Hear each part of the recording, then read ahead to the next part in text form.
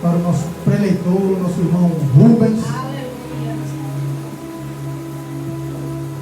Glória a Deus. Aleluia. Glória a Deus. Glória ao teu nome. Aleluia, Deus.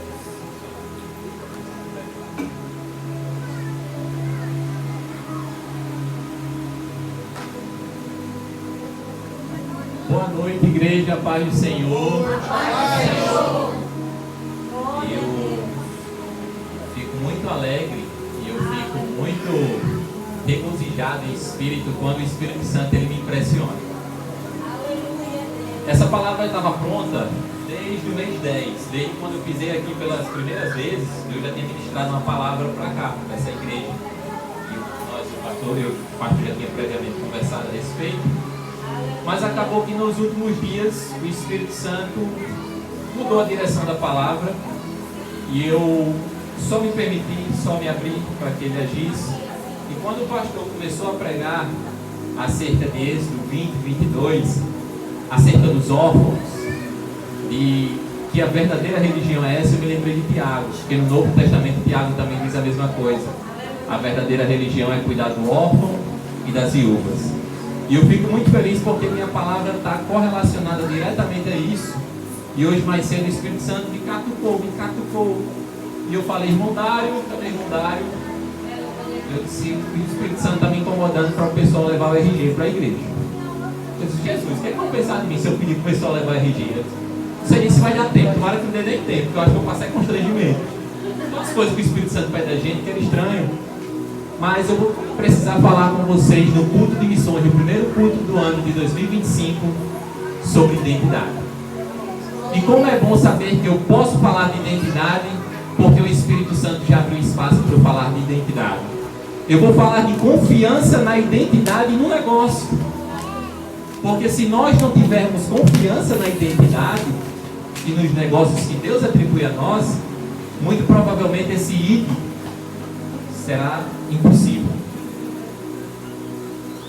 Eu gostaria primeiramente, se alguém aqui trouxe o RG, ou porventura alguém trouxe o CNH, por favor, puxe da sua bolsa, por gentileza, porque ele vai ser útil nesse momento. Se você trouxe, se não trouxe, não tem problema. Por quê? Eu vou orar com vocês para iniciar essa palavra, e eu queria fazer um pedido, pastor. Eu queria pedir para cada um de vocês, neste ano de 2025 que se inicia, a pegar o seu RG para ler o nome, seja do seu pai ou seja da sua mãe, porque a gente vai precisar orar pela vida deles. Eu acho que o ano 2025 começou e teve gente que nem orou verdadeiramente, poderosamente, com toda a fé, pela vida dos pais. Ah, mas os meus já morreram. Libera perdão sobre a vida deles, sobre alguma mágoa, se quer, se deixou.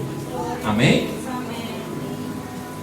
Senhor, eu oro agora por todo aquele, seja aqui presente órfão, seja aquele que foi ausente de pai ou foi ausente de mãe, que de alguma forma foi aquele abençoado que teve uma mãe para colocar nos caminhos do Senhor, que teve um pai para educar nos caminhos do Senhor, que o Senhor chegue com entendimento no coração dele, porque em Provérbios 19:8 vai dizer uma palavra muito bela que conforta os nossos corações. O que adquire entendimento ama a sua alma. O que adquire entendimento ama a sua alma. Existe uma forma de você amar o próximo como a si mesmo, é começando a se amar, buscando entendimento das Escrituras Sagradas e principalmente honrando os nossos pais. Que o Senhor possa abençoar a minha mãe que não pôde vir, infelizmente, Dona Elvira, que eu amo muito.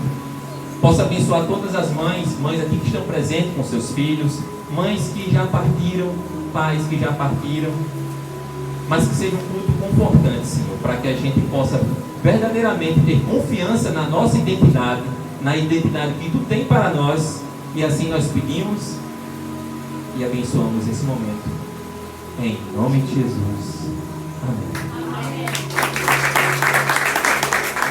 Eu vou precisar falar a respeito dos primeiros e últimos grandes sacerdotes. E eu vou começar citando Levíticos 4. Levíticos 4, nós temos, antes de Deus preparar os sacerdotes para o seu chamado no tabernáculo, Deus é muito belo, é muito detalhista, Ele é muito cuidadoso para com suas ovelhas.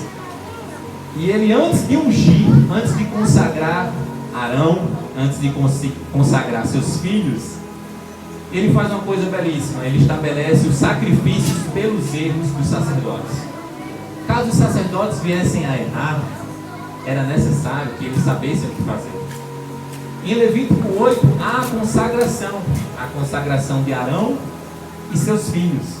No capítulo 9 de Levítico, nós temos a atuação de Arão no 8º dia de seu chamado sacerdotal.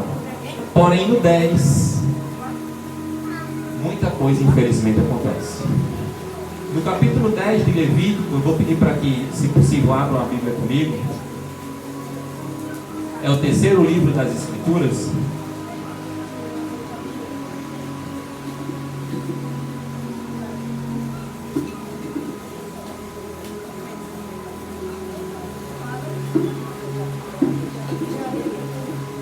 Muito provavelmente há quem já conheça estes versículos, muito provavelmente há quem já conheça.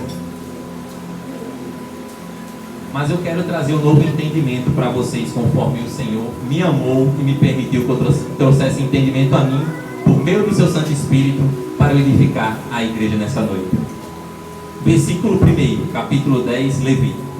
E os filhos de Arão, Nadab e Abiú, tomaram cada um o seu incensário, e puseram neles fogo, e puseram incenso sobre ele, e trouxeram, prestem atenção, fogo estranho perante a face do Senhor, o que lhes não ordenara.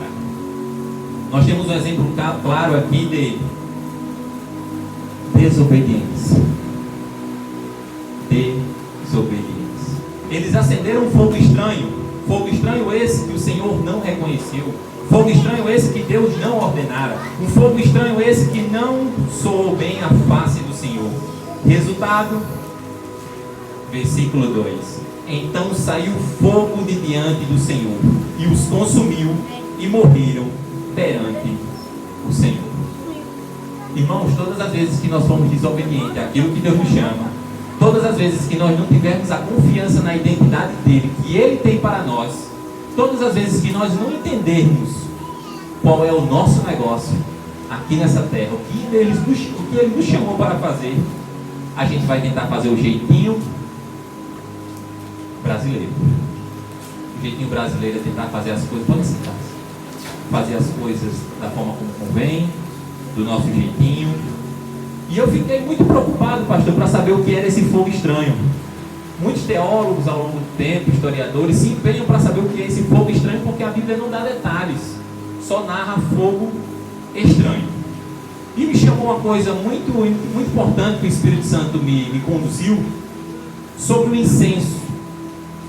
Em Êxodo, há um momento no Êxodo capítulo 30, versículo 34 e 38, que para se fazer o incenso, era necessário todo um protocolo este que envolvia até se dirigirem ao fundo do mar para sacarem de ostras, de moluscos, uma coisa chamada onixa. Onixa era um dos ingredientes necessários para fazer o incensário.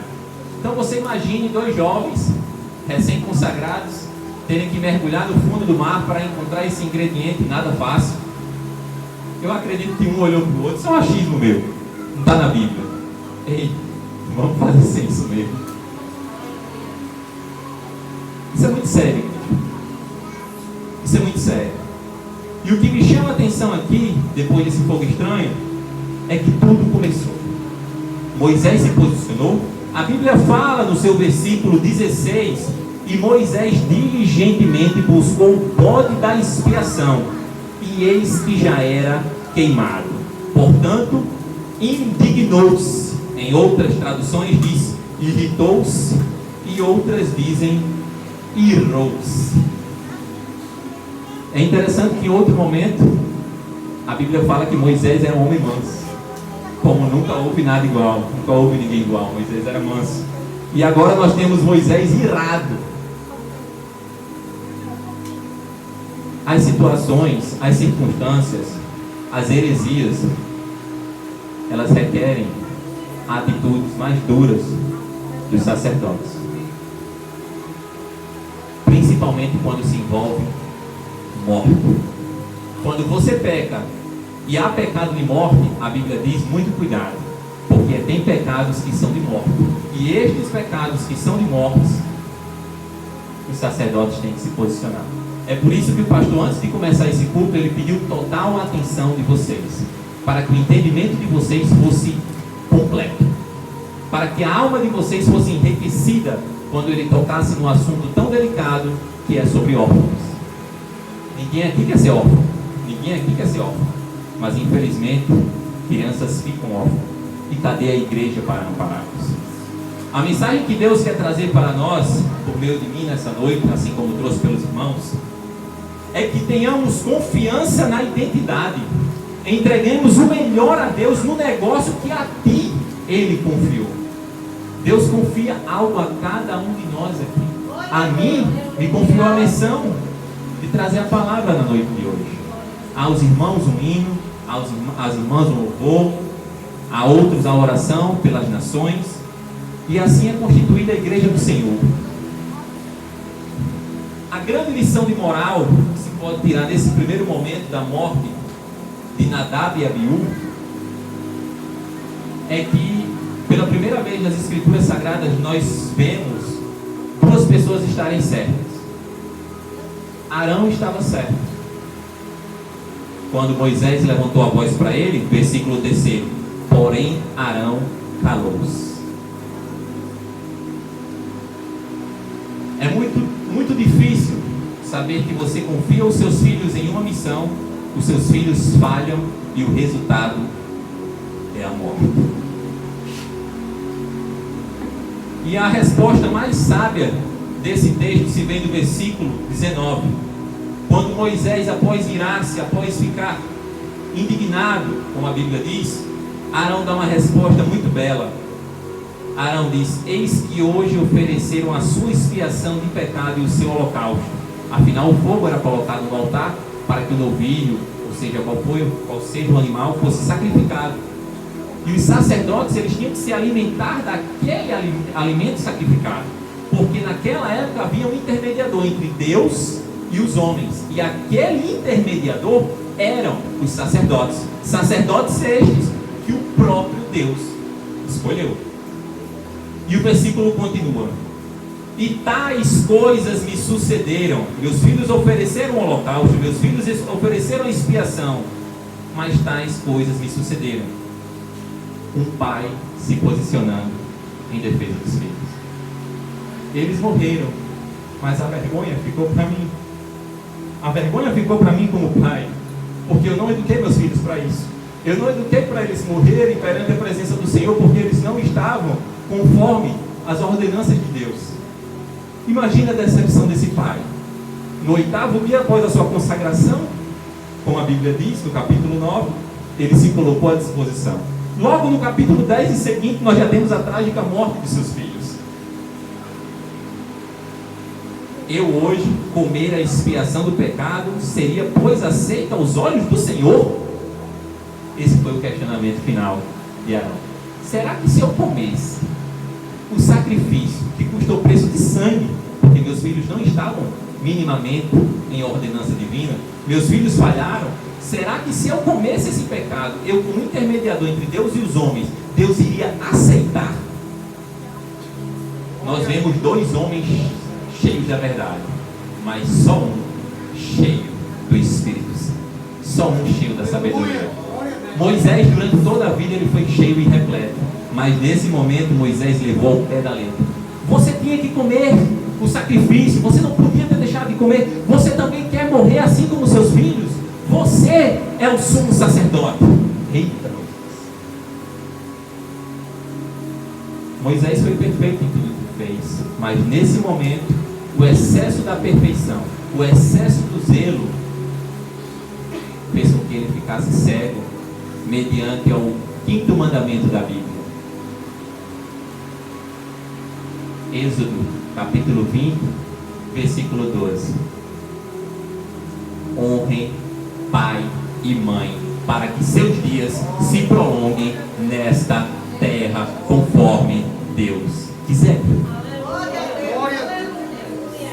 Começar o culto, previamente falado pelo pastor, falando dos órfãos, começar agora, colocando essa palavra na mesa, na tribuna, é muito importante para a gente saber.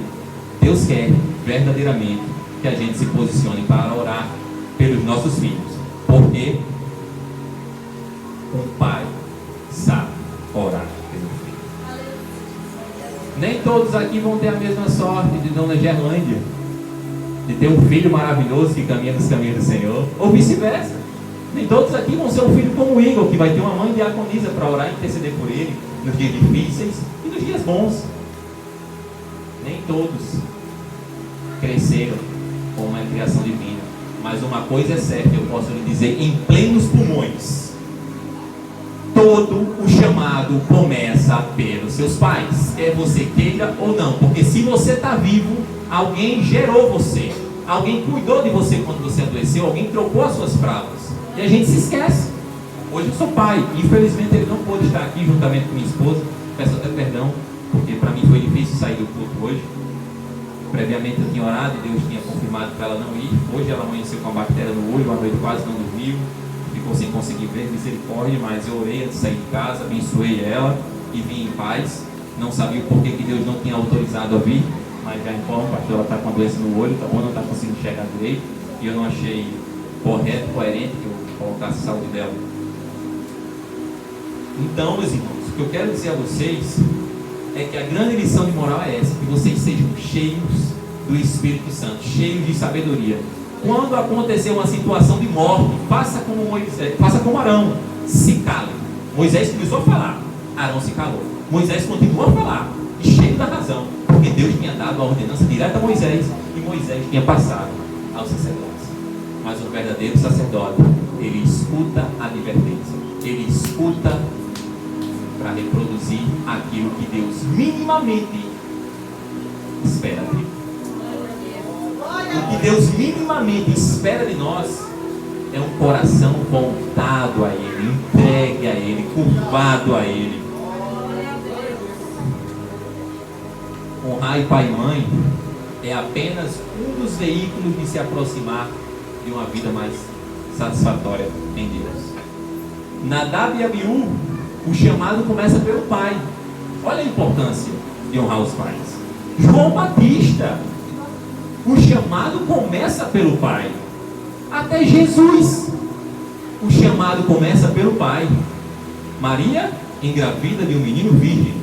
E aí, José entra como descendente de Davi.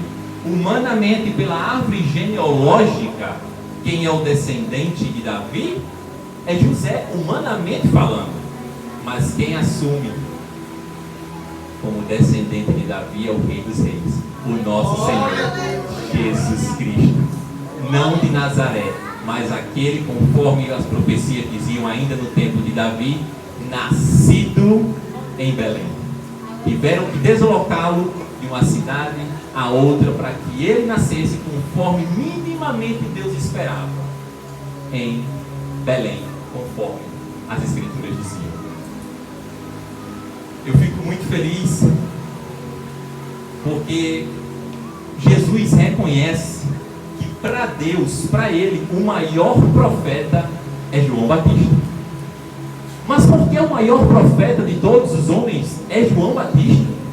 Isso gera um questionamento. Eu queria que você se perguntasse no seu mais íntimo e profundo: você sabia que o maior profeta nascido de uma mulher é João Batista?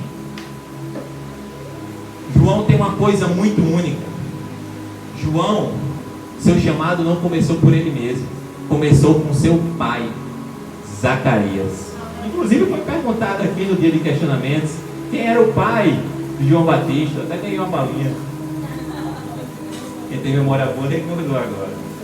E eu quero ler com vocês, deixa eu só abrir para facilitar a leitura. Lucas capítulo 1. Nós temos o chamado de Zacarias. Existia o tempo de Herodes, rei da Judéia, um sacerdote chamado Zacarias, da ordem de Abias, cuja mulher era das filhas de Arão. A mulher, sua mãe, Isabel, era das filhas de quem? De Arão. Olha uma descendência se perpetuando por geração em geração. Para que João fosse considerado profeta, para que João fosse tido como sacerdote, era necessário que João Batista viesse de uma linhagem sacerdotal. Linhagem essa de Arão. Mais uma vez, os pais estão correlacionados diretamente ao chamado espiritual dos filhos. E eram ambos justos perante Deus, andando sem repreensão em todos os mandamentos e preceitos. Porém, Zacarias e Isabel não tinham filhos. Ela era estéril e ambos eram avançados de idade. E aconteceu que, exercendo ele o sacerdócio diante de Deus, na ordem da sua turma, segundo o costume sacerdotal, coube-lhe em sorte entrar no templo do Senhor para oferecer o incenso. Preste atenção que o incenso volta. Mas agora o incenso volta diferente, amém? O mesmo incenso que deu origem ao fogo estranho que consumiu a morte de Nadab e Abiú, filhos de Arão, agora ganha um novo sentido e representatividade pela vida sacerdotal do profeta Zacarias, que viria a gerar a vida do profeta João Batista. Aquele que, segundo Jesus, era o maior de todos os profetas. E que nós, infelizmente, por vezes esquecemos de João Batista. Mas a Bíblia dá um detalhe muito importante sobre João Batista. O anjo Gabriel anuncia, o mesmo anjo Gabriel, antes de anunciar que Maria estaria grávida, anuncia a Zacarias. E o anjo diz: seu filho não beberá vinho nem bebida forte, e será cheio do Espírito Santo já desde o ventre da sua mãe. Nós só temos o conhecimento, ao que eu pude acompanhar ao longo das Escrituras, de apenas uma única pessoa cheia do Espírito Santo desde o ventre da sua mãe. Conforme a Bíblia diz, está aqui de forma clara: será cheio do Espírito Santo já desde o ventre de sua mãe. Agora aconteceu uma coisa muito séria. Assim como todo ser humano pecador, Zacarias falhou. Zacarias duvidou. E a dúvida de Zacarias resultou na mudez dele. Zacarias ficou mudo, porque ele duvidou. Quando o anjo do Senhor aparecer para você na igreja e você for o sacerdote, o primeiro momento a Bíblia é muito categórica. Diz que ele se curvou. Diz que ele, ao ouvir o anjo Gabriel, realmente se prostrou. Realmente ficou a ouvir o que o anjo ia falar. Mas quando o anjo deu a notícia de que ele seria pai, ele saía demais. Não, ser pai demais, eu sou velho. Minha mulher é estéril, ela é velha, nós somos idosos. Vamos ser pai de quem? O lado humano falando mais uma vez. E me chama a atenção que o mesmo aconteceu com Maria. O mesmo erro cometido pelo profeta Zacarias foi cometido por Maria. Versículos depois, no versículo 28, o anjo, entrando aonde ela estava, disse: salve, agraciada, o Senhor é contigo, bendita tu entre as mulheres. Olha só, vendo ela, turbou-se é uma expressão que remete à reflexão do se perdeu. Ela acabou se perdendo naquele momento, muito com aquelas palavras, e considerava que saudação seria esta. Que saudação seria esta? Disse-lhe então o anjo: Maria, não temas. Preste atenção que todas as vezes que um anjo aparece para alguém, seja para Daniel, seja para Ezequiel, seja para Zacarias, seja para Maria, o anjo diz: não temas. Meus irmãos, a grandiosidade, a presença que ele deve exalar deve ser tão tremenda, tão magnífica, tão resplandecedora da glória de Deus, que em Coríntios Paulo vai dizer que não adora os anjos, porque quem viu quase não se conseguiu se conter e passou a adorá-lo. Então muito cuidado se algum dia algum de vocês vier ter alguma experiência sobrenatural a este nível. Porém Maria duvidou. Versículo 34. E disse Maria ao anjo: como se fará isto, visto que não conheço varão? E respondendo o anjo lhe disse: descerá sobre ti o Espírito Santo, e a virtude do Altíssimo te cobrirá com a sua sombra, pelo que também o santo que de ti há de nascer será chamado Filho de Deus. Irmãos, eu quero dizer uma coisa a vocês: muita igreja católica idolatra equivocadamente Maria, mas aqui nós vemos que ela duvidou. E se não fosse o anjo misericordioso com ela, porque Deus já tinha instruído o anjo, Deus já sabia o que Maria ia falar, Deus sabe de todas as coisas, e por isso Deus sabiamente instruiu o anjo: diga a ela que ela vai ter o filho. Mas a reação de Maria é uma reação exemplar, ao ponto que se o sacerdote Zacarias tivesse tido, talvez a história que eu narro aqui poderia ser diferente. Disse então Maria ao anjo, olha só a resposta belíssima que ela deu. Essa resposta é exemplar e, se possível, grave no seu coração: eis aqui a serva do Senhor, cumpra-se em mim segundo a tua palavra. E o anjo ausentou-se dela. Cumpra-se em mim, Senhor, todas as coisas que tu liberou sobre minha vida. Cumpra-se em mim, Senhor, todas as coisas que tu, repita comigo, igreja, cumpra-se em mim, Senhor, todas as coisas que tu prometestes para a minha vida. Cumpra-se na igreja, guerreiros de Sião, todas as palavras que Deus deu à sua igreja. Essa tem que ser a nossa palavra-chave. A serva do Senhor. Eis aqui a serva do Senhor. Cumpra-se em mim segundo a tua palavra. Mas eu não sei por que a gente acaba lembrando de todos os profetas nesse momento. Mas Senhor, lembramos até de Isaías. Isaías disse: Senhor, mas eu sou um homem de lábios impuros. Nada contra Isaías. Foi muito genuíno da parte dele reconhecer quem ele era. Mas quando Maria diz: eis aqui a serva do Senhor, cumpra-se em mim segundo a tua palavra, ela está dando um exemplo a todos os sacerdotes que tiveram a oportunidade e que não fizeram isso. É por isso que eu creio que Deus achou ela agraciada, porque a conduta que ela teve foi exemplar. Uma mãe, ainda enquanto moça, já se posicionava como uma verdadeira sacerdotisa, uma verdadeira mulher que estava se colocando em prontidão para tudo que Deus lhe direcionava. O problema é que Maria não teve confiança na identidade. Maria olhou para a sua situação e disse: mas eu não conheço um homem, não conheço varão, ainda irei me casar? Como será isso? Que desafio eu tenho? Ela olhou para as suas dificuldades, para os seus desafios. E todas as vezes que nós não tivermos com ouvidos abertos a ouvir a palavra de Deus, e ouvirmos os nossos corações, a gente vai falhar. Porque às vezes você não precisa do irmão para apontar o dedo na sua cara e dizer: ei, você não vai conseguir não, ei, você não vai conseguir não. Às vezes nós mesmos desacreditamos da palavra que Deus profeticamente libera sobre a nossa vida. E aí é murmuração. Você começa a entrar num círculo de ingratidão e Deus começa a se decepcionar e se frustrar com você. E como quebrar isso? Colocando todo o seu coração adiante do Senhor.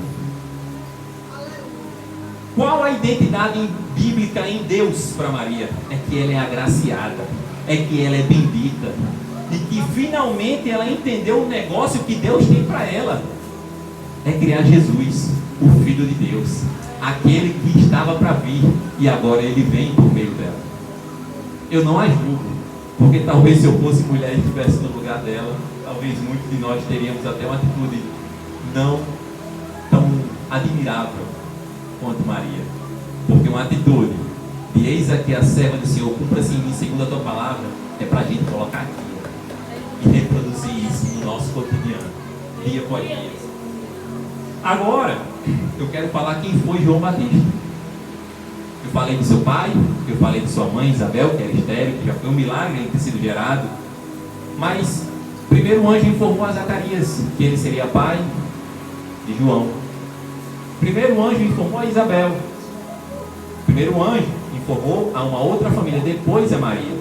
E a Bíblia fala que só 6 meses depois Jesus viera de nascer. Ou seja, nós temos uma hierarquia em primogenitura, de unção sacerdotal. Deus primeiro prepara o caminho para João Batista. Porque João Batista é o cumprimento daquilo que o profeta Isaías dizia: eu sou a voz que clama no deserto. É muito importante ressaltar que ele era cheio do Espírito Santo, João Batista, desde o ventre da sua mãe. E que por isso ele ia até o deserto e as pessoas procuravam João Batista no deserto. Eu desafio você, eu desafio a qualquer um de vocês e a mim mesmo.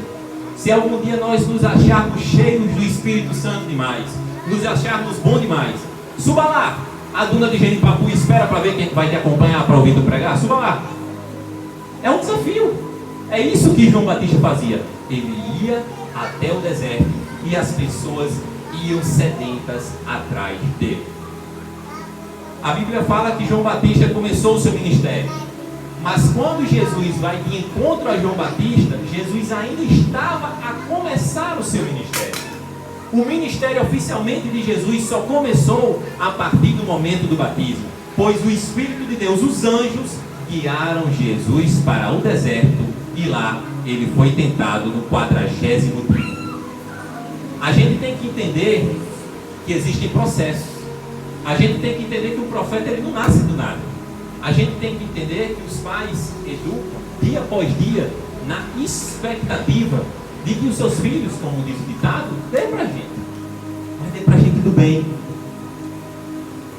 Só que João Batista surpreendeu a todos com essa confissão de Jesus: nascido de mulher, ele é o maior de todos. João Batista já tinha ministério. João Batista já pregava no deserto, as pessoas iam para ele. João Batista já batizava. Por isso que ele era o Batista, porque ele batizava. Batista não era seu sobrenome, mas de tanto que ele batizava, porque Deus o chamou para batizar. É muito importante que Paulo mais na frente frisa: eu quase não batizei a ninguém. Eu não fui chamado. Apóstolo Paulo abre a boca na carta para dizer: eu não fui chamado para batizar. Se batizei foi um ou outro e não lembro mais quem.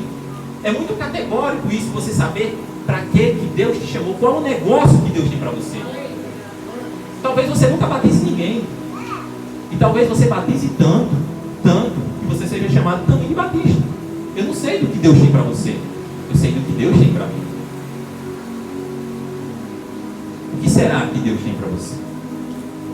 O que será que Deus tem a entregar a nós por meio da nossa árvore genealógica? Eu fui pesquisar a minha e eu vi judeus separatistas, nem eu sabia. Fui buscar na origem da minha família, eu vi judeus. E se cada um fosse buscar em livros, em certidões de nascimento, em cartório, cada um ia achar a sua. Já a minha avó veio de indígenas. Cada um veio. Já a minha outra avó veio dos judeus da Itália. Eu quero dizer a vocês que todos nós começaremos o nosso chamado pelos nossos pais. Quer a gente queira ou não, só o fato dele ter gerado a gente no mundo, ele já nos deu uma grande oportunidade. Agradeça a Deus pela vida do seu pai ou da sua mãe. E se ele não estiver hoje aqui em vida, libera perdão sobre a vida dele. Missões, ir por todo mundo e pregar o evangelho a toda criatura, você não vai precisar de um passaporte não, porque eu já me iludi que para ser um missionário precisava de um passaporte. Eu já me iludi. Já dizia meu pai, meu finado pai: meu filho, quem quer fazer caridade não precisa ir para a África não. Meu pai dizia: não precisa ir atravessar o oceano não. Você vai para a favela do Japão, para a favela do Mosquito, vai para a Roca, vai para a Ribeira. Glória a Deus! Porque às vezes a gente fica dependendo do passaporte. Ah, Senhor, eu não tenho passaporte. Deus disse que eu vou visitar muitos países. Eu não tenho passaporte, eu não tenho isso. Vamos se fazer das palavras de Maria nossa: eis aqui a serva do Senhor, cumpra-se em mim segundo a tua palavra. O problema é que tem gente querendo ser missionário, coisa que Deus não chamou ele para ser missionário. O problema é que tem gente querendo ser pastor, coisa que nunca Deus o chamou para ser pastor. E se vier a ser pastor, vai ser um mau pastor. Isso é sério, igreja. Você tem que saber o negócio que Deus tem para você. Atos capítulo 6, eu vou ler para vocês. Eu acredito que todos os irmãos já conhecem esse versículo que estão atrás de mim, mas eu vou ler novamente. Naquela época, em Atos 6, havia um problema de murmuração. Um problema de murmuração dos gregos contra os hebreus. Porque as suas viúvas, no versículo 1, eram desprezadas no ministério cotidiano. Glória. Ou seja, a religião estava errada. Estava desprezando os órfãos e as viúvas. Começou errado. E o que é que os apóstolos, sabiamente instruídos pelo Espírito Santo, fazem? Começa aqui, nesse momento, a consagração do que hoje nós chamamos diáconos. E os 12 apóstolos, prestem atenção, convidando a multidão dos discípulos, disseram: não é razoável que nós deixemos a palavra de Deus e sirvamos as mesas. A função dos diáconos, servir as mesas. Escolhei, pois, irmãos, dentre vós, 7 varões de boa reputação, cheios do Espírito Santo e de sabedoria, aos quais constituamos sobre este importante negócio. É Deus quem está dizendo que o mundo espiritual é feito de negócios. É a Bíblia que está dizendo: constituamos sobre este importante negócio. A parábola dos talentos, Deus trata os talentos como negócio. A um, Deus dá 5 talentos. A outro, Deus dá 2 talentos. E a outro, Deus dá 1 talento. Ao que deu 5, multiplicou. Servo bom e fiel, entra no gozo do teu Senhor. Esse terá salvação. A que Deus deu outros 3 talentos, multiplicou e fez outros 6. Entra no gozo do teu Senhor. Servo bom e fiel. Mas aquele a quem Deus deu 1 talento, enterrou e não soube fazer negócio. E o questionamento de Deus para aquele homem foi: por que você não deu aos bancários? Eu faço essa analogia dos bancários aos pastores. Se você tem um dom, se você tem um talento, não sabe como usar para o reino de Deus, apresenta o teu pastor. O meu pastor está ali, pastor Cláudio. Levanta a mão, pastor Cláudio. Frequentemente eu apresento o meu talento à vida dele. E que a gente apresente o nosso talento à vida dos nossos pastores. Porque eles vão precisar. Porque a igreja precisa ser edificada. E quem responde pela igreja é o sacerdote. No versículo 15 e 13 de Romanos, é um momento maravilhoso. Que Deus da esperança vos encha. Que o Deus da esperança. É por isso que eu acredito que dizem que esperança é a última que morre. Porque é Deus quem dá a esperança. Que uma vez que Deus dá, é irrevogável. Ele não tira. Que o Deus da esperança vos encha de todo gozo, paz em crença. Que você tenha paz na sua crença. Que você tenha paz na sua identidade. Que você tenha paz em confiar no que Deus te chamou, do negócio que Deus te chamou para fazer. E acima de tudo, Romanos capítulo 14, versículo 22. Feliz é o homem que não se condena naquilo que aprova. Feliz é o homem que não se condena. Todas as vezes que você escolher trocar de carro, trocar de casa, vou nem falar trocar de igreja, porque isso é muito sério. Coloque no altar. Coloque aos pés de Jesus. Porque como Marta e Maria nós aprendemos, enquanto uma estava muito preocupada com os afazeres de casa, uma se dirigiu aos seus pés. Porque aos seus pés é o melhor lugar. Aleluia. Em Hebreus 4,16, o escritor vai dizer assim: se acheguem, achegai-vos com confiança ao trono da graça. Que vocês busquem o trono da graça, para que possamos alcançar misericórdia. Ou seja, há um protocolo para alcançarmos o trono da graça. Primeiro, confiança. Aquele que se achega a Deus sem fé, sem confiança, sem expectativa, sem o seu coração, chegou completamente equivocado. Se cheguem com confiança ao trono da graça, para que possamos alcançar misericórdia, ou seja, a misericórdia só é alcançada quando nos acheguemos com confiança ao trono da graça. Você sabe o que é que assustou Jesus? Positivamente, há 2 momentos que a Bíblia fala que Jesus se impressionou. Uma foi com o centurião romano. Senhor, eu não sou digno que tu entre na minha casa. Senhor, eu comando 100 soldados estão debaixo da minha guarnição. Por isso que eu sou um centurião. Apenas dá uma ordem daí, que a ordem que tu der daí se cumprirá daí mesmo. Glória a Deus. Esse centurião romano deu uma aula aos apóstolos. Eu imagino como é que os apóstolos não ficaram ouvindo isso, porque Jesus não hesitou, nem em Jerusalém, nem em Nazaré, nem em Israel eu vi tamanha fé. Aleluia. Você quer impressionar Jesus? Se chegue com confiança ao trono da graça, para que você possa alcançar misericórdia e para que você ache graça. Certa vez, um profeta americano, cujo eu muito admiro, John Bevere, disse que o Espírito Santo falou a ele quando ele buscava o real significado da graça. Foi feito um estudo, uma pesquisa.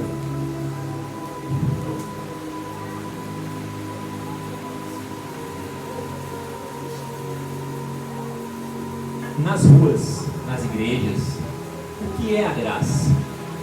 O que é a graça? Eu pergunto a você, o que é a graça que a Bíblia fala? O que é a graça de Deus? O que é?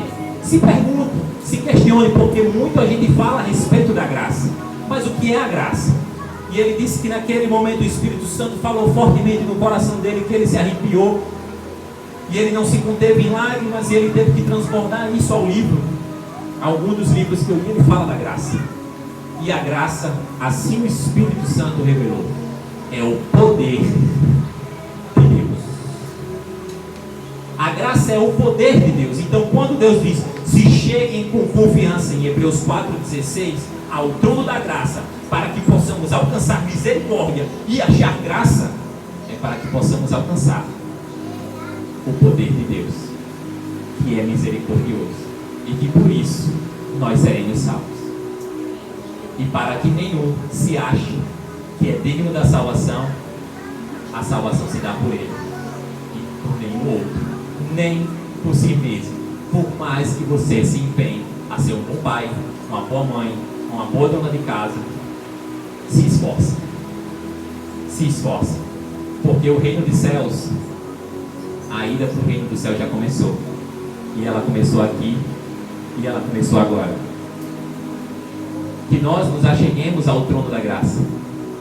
E eu queria orar nesse momento para que você abrisse as portas do seu coração, para que você se achegasse com confiança ao trono da graça. Porque o negócio de Pedro foi de pescador de peixes a pescador de homens. O negócio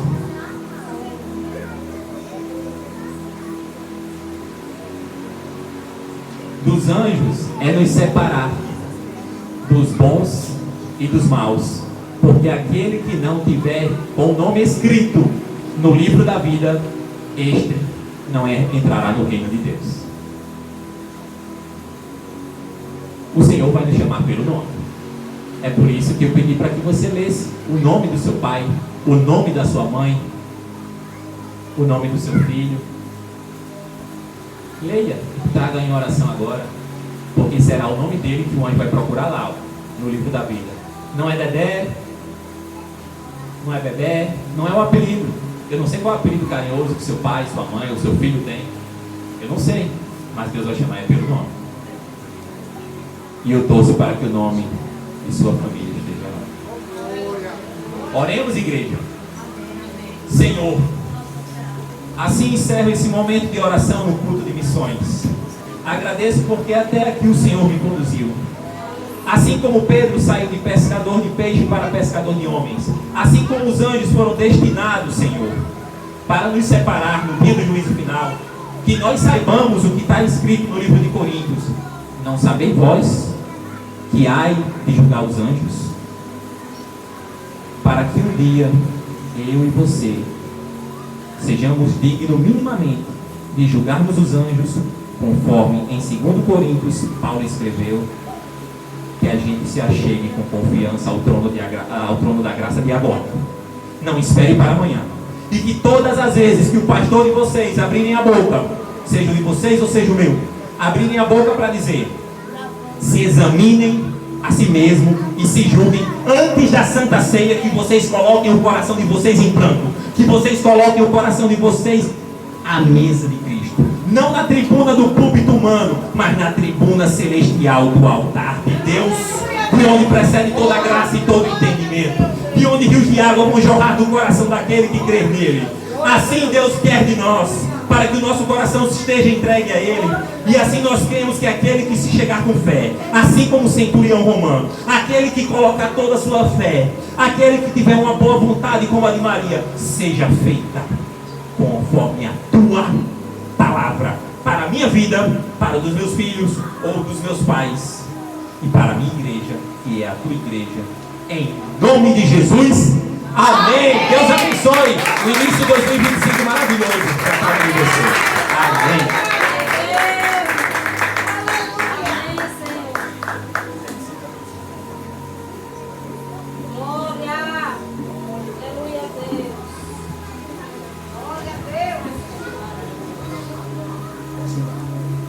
Glória a Deus, né, irmãos?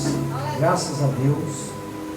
Primeiro culto de missões do ano, o Senhor nos concedeu a oportunidade de estarmos reunidos. O mais importante é tua alma, tua vida para com o Senhor. Amém? Amanhã nós estaremos aqui reunidos na consagração, junto com os irmãos que quiserem, né, estiverem disponíveis, estar aqui, né, pela manhã, de 8 às 9, tá certo? Estarei aqui em nome do Senhor Jesus.